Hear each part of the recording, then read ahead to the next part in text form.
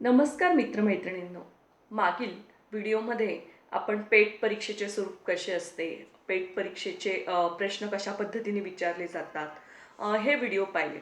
तसेच मी मागील काही दिवसांमध्ये नेट सेट परीक्षा कशी असते, नेट सेट परीक्षेचे स्वरूप कसे असते, त्याच्या अनुषंगाने विचारले जाणाऱ्या प्रश्न कसे असतात आणि संदर्भ ग्रंथ कुठले आहेत, त्याचा सिलेबस कुठला आहे, या बाबतीत मी थोडीफार चर्चा केली होती.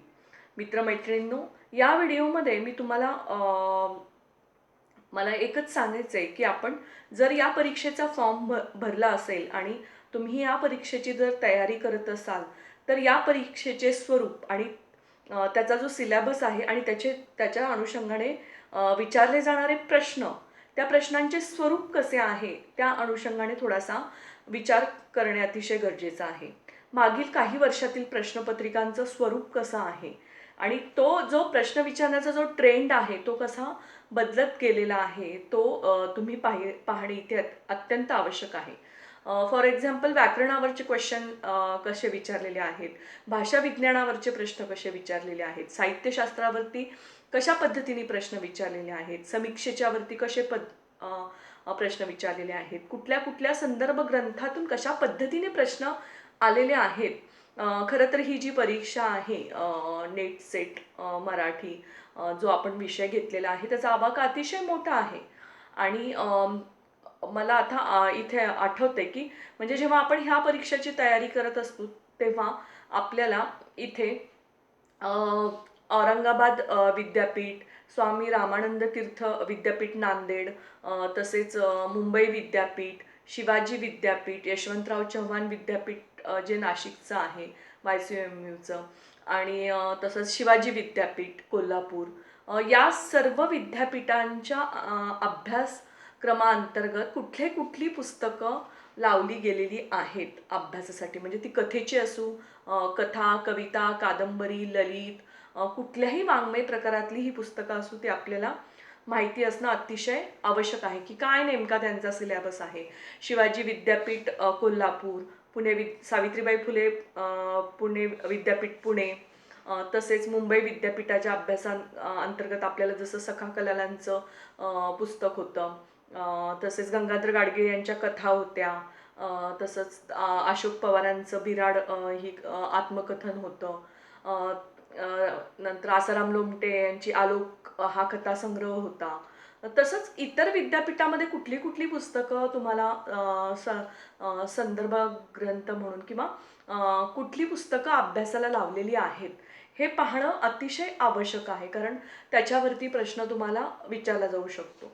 किंवा ही जी पेपर सेटनेटचे पेपर जे असतात ते सेट करणारे जे प्राध्यापक असतात ते मुळात सर्व विद्यापीठामधून जे विद्यापीठ प्रमुख असतात किंवा या विषयामधले तज्ज्ञ असतात, हे तिथे एकत्र येऊन ते आपल्याला ते प्रश्न सेट केलेले असतात. त्याच्यामुळे या सर्व विद्यापीठाच्या अंतर्गत जे काही प्रश्न विचारले जातात किंवा जे बुक्स रेफर केले जातात ते तुम्ही पाहणे. एकदा तुम्ही प्रत्येक विद्यापीठाच्या वेबसाईटवर जर गेला तर तिथला काय सिलेबस आहे, कशा पद्धतीने त्यांनी त्याची आखणी केलेली आहे, त्यांनी कुठले संदर्भ ग्रंथ सजेस्ट केलेले आहेत, हे तुम्हाला तिथे गेल्यानंतर नक्कीच त्याची माहिती मिळेल आणि त्या अनुषंगानुसार तुम्हाला त्या विषयाची तयारी करता येईल किंवा तुमच्या ज्ञानामध्ये अजून भर पडेल की अजून संदर्भ ग्रंथासंदर्भाची माहिती तुम्हाला तिथे आवश्यक स्वरूपात मिळेल. थोडासा वेळ जाईल परंतु तुमच्या ज्ञानात त्याच्यामुळे भरच पडणार आहे की तुम्हाला काय वेगवेगळ्या विद्यापीठाचा जो सिलेबस आहे तो तुम्हाला माहीत असणं अतिशय आवश्यक आहे. तर मी आता पुन्हा नेटसेटच्या परीक्षेच्या संदर्भात आपल्याशी बोलत आहे आणि त्या अनुषंगाने मला असं म्हणायचं आहे की या परीक्षेत जे प्रश्न विचारले जातात त्याचे काही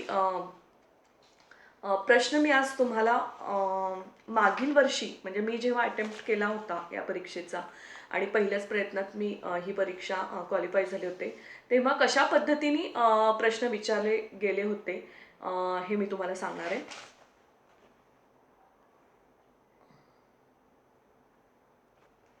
तर मित्रमैत्रिणींनो, या परीक्षेचं जर आपण जो सिलेबस पाहिला आणि त्याचं स्वरूप पाहिलं, तर नेट या परीक्षेचा जर आपण विचार केला ना, तर मला असं वाटतं की अतिशय सूक्ष्म असा अभ्यास इथे करणे गरजेचं आहे. कारण या पद्धतीने ज्या पद्धतीने या प्रश्न विचारले गेले होते यावेळेस, त्यावेळेस मला असं वाटतं की एक प्रश्न सोडवायला कमीत कमी 1 ते 1.5 मिनिटं तरी मला लागत होता. कारण प्रश्न तसा आपल्याला हाताळण्याची जी सवय असते सोडवण्याची, ती नसते आणि तिथे एक प्रश्न त्याच्याखाली 4 पर्याय आणि नंतर त्याचे अजून 4 पर्याय, असं तो प्रश्न पूर्ण वाचायला अर्धा मिनिटं, त्या प्रश्नाचं आकलन होण्यासाठी अर्धा मिनिटं आणि अचूक उत्तरापर्यंत पोहोचण्यासाठी अर्धा मिनिटं.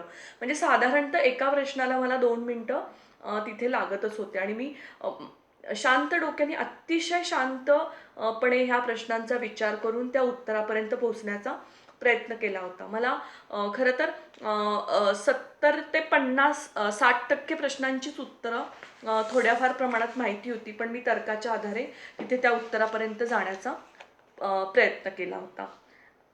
आता आपण या प्रश्नपत्रिकेचं जर स्वरूप बघितलं तर असा प्रश्न विचारला होता की व्यंजनेचे मुख्य 2 प्रकार कोणते?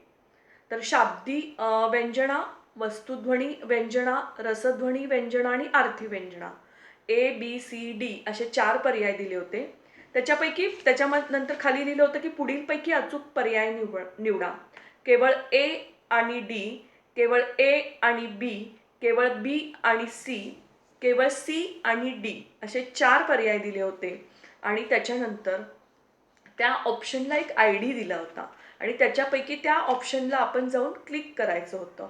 तर माझा ऑप्शन होता ए आणि डी, ऑप्शन 7453. तर शाब्दी व्यंजना आणि आर्थी व्यंजना हे व्यंजनाचे 2 प्रकार आहेत, हे आपण साहित्यशास्त्राचा अभ्यास करताना पाहिलं होतं. आता याच्यानंतर पुढील वाङ्मय प्रकारांचा त्याच्या निर्मितीनुसार कालक्रम लावा. अभंग, वैचारिक निबंध. ए ऑप्शन आहे अभंग, बी वैचारिक निबंध, सी कादंबरी, डी पोवाडा, ई महाकाव्य. तर या 5 वाङ्मय प्रकारांचा त्यांच्या निर्मिती क्रमानुसार कालक्रम इथे लावायला सांगितलं होता. मग त्याच्यामध्ये पर्याय होते ई, ए, डी, ए, बी, सी, ए, डी, बी, सी, ई. तर आपण साधारणतः पाहिलं तर महाकाव्य हा जो प्रकार आहे साहित्यामधला, तो सर्वप्रथम आला होता. त्याच्यानंतर अभंग, पोवाडा, वैचारिक निबंध आणि कादंबरी असा जो याचा पर्याय आहे तो मी निवडला होता. त्याचा पर्याय 1 हा बरोबर होता. अशा पद्धतीने प्रश्न तिथे विचारला गेलेला होता. त्याच्यानंतर भाषांतर आणि अनुवाद हे शब्द समानार्थी असले तर एकार्थी कधीच नसतात. अनुवाद ही मूळ सर्जन प्रक्रियेला समांतर जाणारी, प्रयोजन असलेली स्वानंददायी प्रक्रिया असते. हे मत कोणाचे आहे? तर हे मत जे आहे ते त्र्यंबक वी सरदेशमुख यांचे आहे. आता मित्रमैत्रिणींनो, हा एक प्रश्न बघा की पद्मा गोळे यांच्या कविता संग्रहाचा प्रकाशन वर्षानुसार क्रम लावा. साधारणतः आपल्याला असं असतं की पद्मा गोळे यांचे 2-3 कविता संग्रह माहीत असेल, त्यांचा पहिला कविता संग्रह माहिती असेल, परंतु त्यांचा पहिला कविता संग्रह, त्यांचा दुसरा कविता संग्रह, तिसरा कविता संग्रह हा क्रम लावणे म्हणजे इथे थोडंसं आपल्याला अवघड जातं. तर त्याच्यासाठी काय आपल्याला सूक्ष्म अभ्यास अतिशय आवश्यक आहे. म्हणजे जसं की त्यांनी विचारतं पर्याय ए निहार, 2 बी प्रीतिपथावर, सी श्रावणमेघ, डी आकाशवेडी आणि ई स्वप्नजा.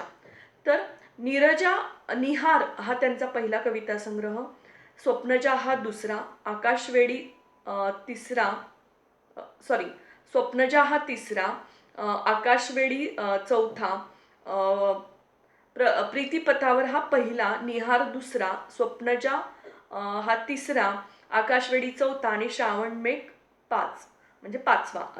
असे A B C D E असे हे क्रम लावायचे होते यांचे. खरं तर म्हणजे आपल्याला कविता संग्रह माहीत असतात, पण यांचा क्रम लावायचा म्हणजे हे जरा मला इथे कठीण वाटत होतं. आणि विधानांच्या बाबतीतही मला तसंच वाटतं की आपण जेव्हा संदर्भ ग्रंथ वाचत असतो, पॉज आहे काय,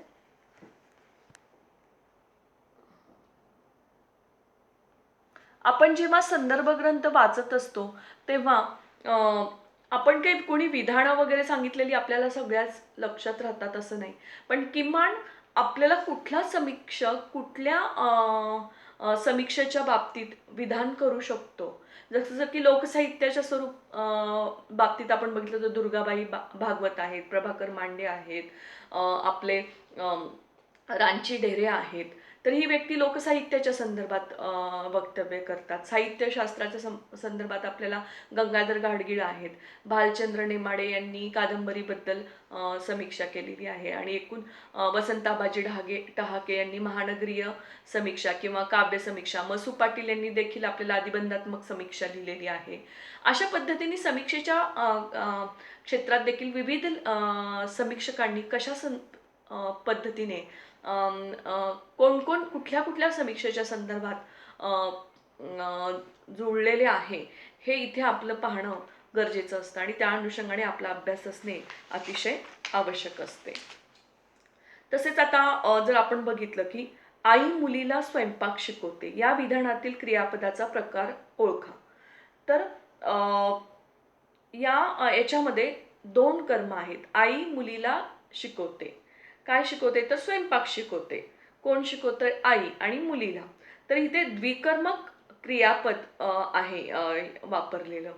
तर हा जो प्रश्न आहे अशा पद्धतीने हे वाक्य मोरा वाळिंबेच्या व्याकरणाच्या पुस्तकामधून मला वाटतं की त्याचा इथे आपल्याला अतिशय उपयोग झाला आणि मला तर मी जो अभ्यास केला त्याच्यानुसार तर मला मोरा वाळिंबे यांचं पुस्तक अतिशय अभ्यासपूर्ण ठरलं होतं.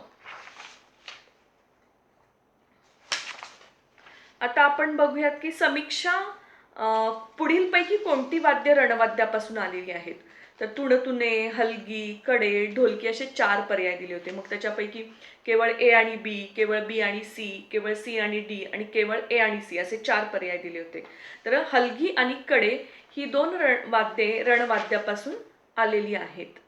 आता पुढीलपैकी विजय तेंडुलकर यांची बालनाट्य कोणती. आनंदाचा कारखाना, इथे बाळे मिळतात, नवे गोकुळ, चिमणा बांधतो बंगला आणि राजा राणीला घाम हवा.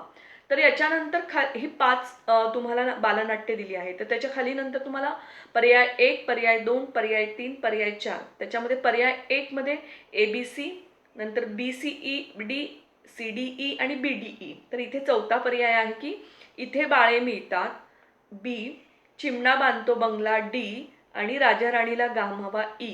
अशा पद्धतीने असे 4 हे 3 बालनाट्ये ही विजय तेंडुलकर यांची आहेत.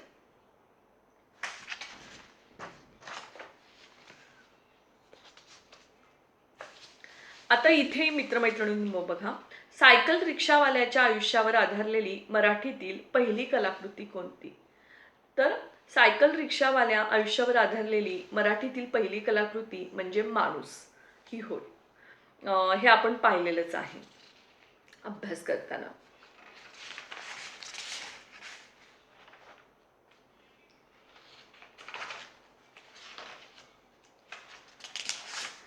ग्रंथ निका झाला परी निवृत्ती जोगा नव्हेची असे आचार्य भावे देवव्यास कोणाला म्हणाले होते.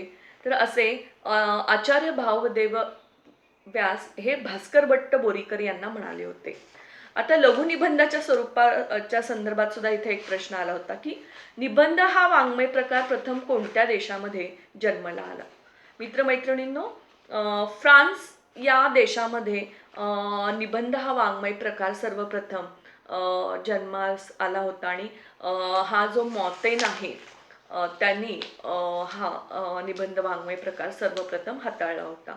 आणि फ्रान्सिस बेकन हा इंग्रजी निबंधकार होता, हा त्याच्यानंतर आला होता इंग्रजीमध्ये. म्हणजे फ्रान्समध्ये सर्वप्रथम निबंध या वाङ्मय प्रकाराला सुरुवात झाली होती. त्याच्यानंतर फ्रान्सिस बेकन आणि मॉतेनच्या निबंधावरून आणि त्याच्यानंतर इंग्रजीमधला जो फ्रान्सिस बेकन आहे त्याच्यानंतर चार्ल्स लॅबचा पर्सनल एसे होता.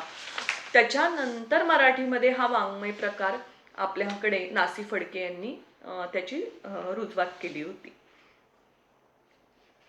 ग्रामीण जीवन हेच भारतीय संस्कृतीच्या आणि अर्थव्यवस्थेच्या केंद्रस्थानी आहे, ही भूमिका कोणाची होती? तर ही भूमिका महात्मा गांधी यांची होती. अतिशय स्ट्रेट फॉरवर्ड असा हा क्वेश्चन इथे विचारला. तर काही क्वेश्चन हे खूप स्ट्रेट फॉरवर्ड विचारतात आणि काही क्वेश्चन्स आहेत ती काय म्हणतात त्याला, अतिशय डीपमध्ये विचारले. आता हेच पहा, जेव्हा मी जात चोरली होती या संग्रहातील कथा आणि त्यातली पात्रे यांच्या जोड्या लावा.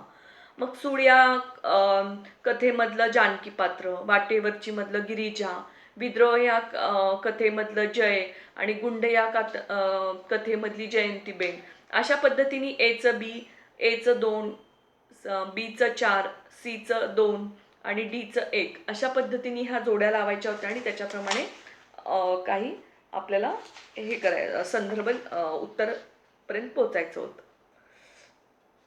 तर अशा प्रकारे मित्रमैत्रिणींनो, गेल्या वर्षीच्या प्रश्नपत्रिकांचं स्वरूप पाहिलं तर काही प्रश्न हे अतिशय डीपमध्ये, काही बॅलन्स क्वेश्चन आणि काही विधानात्मक क्वेश्चन अशा पद्धतीने परीक्षेचं स्वरूप होतं.